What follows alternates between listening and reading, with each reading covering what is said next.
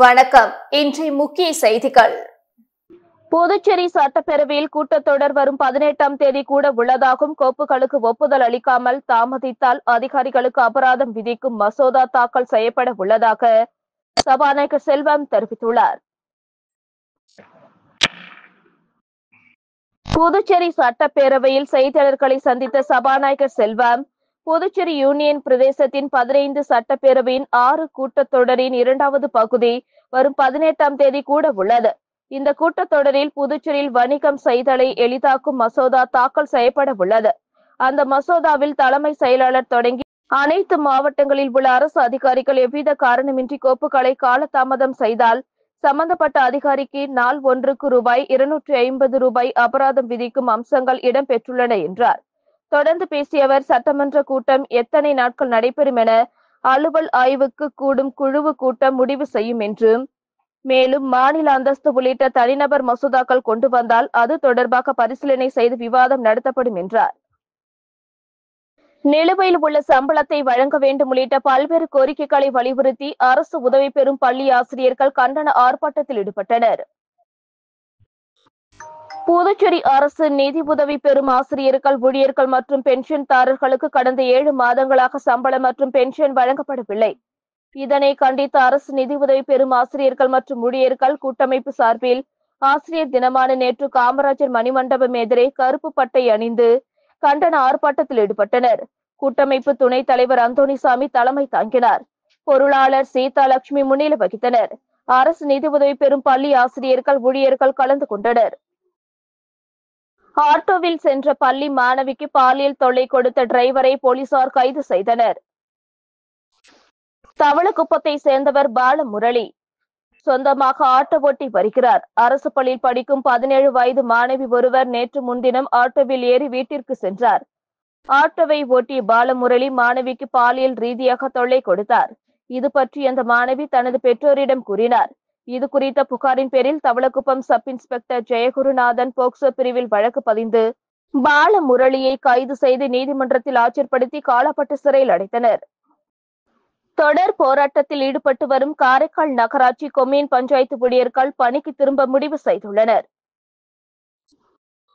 புதுச்சேரி நகராட்சி மற்றும் கொம்யூன் பஞ்சாயத்து ஊழியர்களின் கூட்டு போராட்ட குழு கன்வீனர் அலாவுதீன் வெளியிட்டுள்ள அறிக்கையில், புதுவை முதல்வர் அளித்த வாக்குறுதியின்படி 6 அம்ச கோரிக்கைகளை நிறைவேற்ற வலியுறுத்தி கடந்த 11 நாட்களாக நகராட்சி மற்றும் கொம்யூன் பஞ்சாயத்து ஊழியர்கள் விடுப்பெடுத்து காத்திருப்பு போராட்டத்தில் ஈடுபட்டு வந்தனர். 7வது ஊதிய குழு 33 மாத நிலுவைத் தொகை வழங்குவதற்குரிய அரசாணை வெளியிடுவதற்கான கோப்பில் தலைமை செயலர் கையெழுத்திட்டுள்ளதால் வரும் திங்கட்கிழமை அரசாணை வெளியாக வாய்ப்புள்ளது. மற்ற கோரிக்கைகள் சம்பந்தமான கோப்புகள் நடைமுறையில் இருந்து வருகின்றன. எனவே உள்ளாட்சி ஊழியர்களின் 11 நாள் காத்திருப்பு போராட்டம் தற்காலிகமாக ஒத்திவைக்கப்பட்டு வருகிற 8ஆம் தேதி திங்கட்கிழமை முதல் ஊழியர்கள் பணிக்கு திரும்ப முடிவு செய்யப்பட்டுள்ளதாக அதில் கூறப்பட்டுள்ளது. புதுச்சேரி பிராந்தியமான ஏனாமில் விநாயகருக்கு பூஜை செய்யப்பட்ட 54 கிலோ லட்டு 1 லட்சம் ரூபாய்க்கு ஏலம் போனது. புதுச்சேரி யூனியன் பிரதேசத்திற்குட்பட்ட ஏனாம் பிராந்தியம் ஆந்திர மாநிலம் காக்கிநாடா அருகே உள்ளது. இங்குள்ள கோதாவரி ஆற்று படுகையில் உள்ள லட்சுமி கணபதி கோயிலில் விநாயகர் சதுர்த்தி விழா நேற்றுடன் நிறைவு பெற்றது. லட்சுமி கணபதிக்கு பூஜையில் வைக்கப்பட்ட 54 கிலோ எடையுள்ள கணேஷ் லட்டு ஏலத்தில் விடப்பட்டது. ஒரு வியாபாரி அதை ரூபாய் 1.11 லட்சத்திற்கு ஏலத்திற்கு எடுத்தார். விநாயகருக்கு பூஜை செய்யப்பட்ட லட்டு தனது வியாபார நிறுவனத்திற்கு வரும் வாடிக்கையாளர்களுக்கு பிரசாதமாக கொடுக்க இருப்பதாகவும் விவசாய நிலத்தில் தெளிக்க இருப்பதாகவும் வியாபாரி தெரிவித்துள்ளார். ஏலம் போன தொகையை கோவிலுக்கு வரும் பக்தர்களுக்கு அன்னதானம் வழங்குவதற்காக பயன்படுத்தப்படும் என கோயில் நிர்வாகம் தெரிவித்துள்ளது.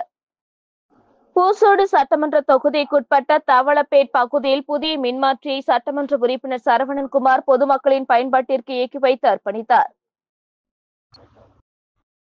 பூசோடு சட்டமன்ற தொகுதிக்குட்பட்ட அரசூர் தவளப்பேட் பகுதியில் மின் பற்றாக்குறை ஏற்படுவதால் தொகுதியின் சட்டமன்ற உறுப்பினர் சரவணன்குமார் முயற்சியில் ரூபாய் 26,22,445 மதிப்பீட்டில் 200 கிலோவாட் கொண்டு புதிய மின்மாற்றி அமைத்து அதனை பொதுமக்கள் பயன்பாட்டிற்கு அர்ப்பணிக்கும் நிகழ்ச்சி நடைபெற்றது.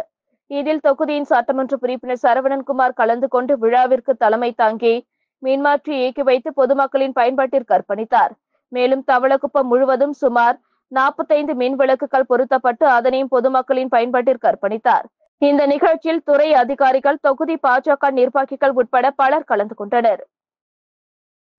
அதிமுக என்பது உடைந்த கண்ணாடி, அதை ஒட்ட வைக்கும் எந்த முயற்சியும் எடுபடாது என சிபிஎம் அரசியல் தலைமைக்குழு உறுப்பினர் கே. பாலகிருஷ்ணன் தெரிவித்துள்ளார்.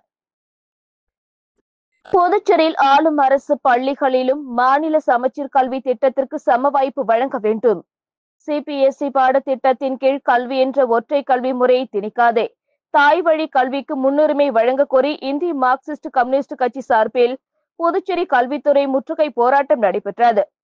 சுப்பையா சிலையில் இருந்து சிபிஎம் அரசியல் தலைமைக்குழு உறுப்பினர் கே. பாலகிருஷ்ணன் தலைமையில் கட்சியினர் ஊர்வலமாக வந்து கல்வித்துறையை முற்றுகையிட்டு கண்டன கோஷங்கள் எழுப்பினர். பின்னர் செய்தியாளர்களிடம் பேசிய சிபிஎம் அரசியல் தலைமைக்குழு உறுப்பினர் கே. பாலகிருஷ்ணன், அதிமுக என்பது ஒரு உடைந்த கண்ணாடி, அந்த கண்ணாடியை ஒட்ட வைக்க எடுக்கும் எந்த முயற்சியும் எடுபடாது என்றும், அவர்களுக்குள் கொள்கை கோட்பாடுகள் என்று ஏதும் இல்லை என்றும், கொள்ளையடிக்கிற பணத்தை பாதுகாப்பது, பங்கு போட்டுக் கொள்வதில்தான் பிரிவு ஏற்பட்டுள்ளது. 10 அல்லது 15 நாளில் பிரிந்தவர்களை செங்கோட்டையன் எப்படி ஒருங்கிணைப்பார்? தன்னை நிலைநிறுத்திக் கொள்வதற்காக சொல்லும் வாய்ப்புதான் என்றும், ஆனால் அதிமுக ஒன்றுபடுவதற்கான வாய்ப்பு நிச்சயம் இல்லை. அதிமுகவில் இருந்து பிரிந்து சென்றவர்களை ஒன்றிணைப்பது முடியாத காரியம். அவர்கள் ஒன்றிணைந்து செயல்பட வாய்ப்பு இல்லை. அது காலம் கடந்துவிட்டது என்றார். புதுச்சேரியை சேர்ந்த 9 பேர் சைபர் மோசடி கும்பலிடம் ரூபாய் 1.98 லட்சத்தை ஏமாந்துள்ளனர். அரியாங்குப்பத்தை சேர்ந்த நபரை வாட்ஸ்அப் மூலம் தொடர்பு கொண்ட மர்ம நபர் பகுதி நேர வேலையாக ஆன்லைனில் முதலீடு செய்து அதிக லாபம் பெறலாம் என ஆசை வார்த்தை கூறியுள்ளார். இதை நம்பி அவர் பல்வேறு தவணைகளாக மர்ம நபர் தெரிவித்த ஆன்லைன் வர்த்தகத்தில் ரூபாய் 47,000 முதலீடு செய்துள்ளார். அதன் மூலம் அந்த லாப பணத்தை எடுக்க முயன்றபோது முடியவில்லை. இதேபோல் ரெட்டியார்பாளையத்தை சேர்ந்தவர் 30,240 ரூபாய், வம்பாக்கீரபாளையத்தை சேர்ந்தவர் 28,600, கீழ் அகரகரத்தை சேர்ந்தவர் 19,100, புதுச்சேரியை சேர்ந்தவர் 18,999, டிஎன் பாளையத்தை சேர்ந்தவர் 9,500 ரூபாய், குயவர் பாளையத்தை சேர்ந்த பெண் 30,000, ரெயின்போ நகரை சேர்ந்தவர் 5,560, குயவர் பாளையத்தை சேர்ந்த பெண் 10,000 என 9 பேர் மோசடி கும்பலிடம் 1,98,999 ரூபாயை இழந்துள்ளனர். இது குறித்த புகாரின் பேரில் சைபர் கிரைம் போலீசார் வழக்கு பதிந்து விசாரித்து வருகின்றனர். இத்துடன் செய்திகள் நிறைவடைந்தன. வணக்கம்.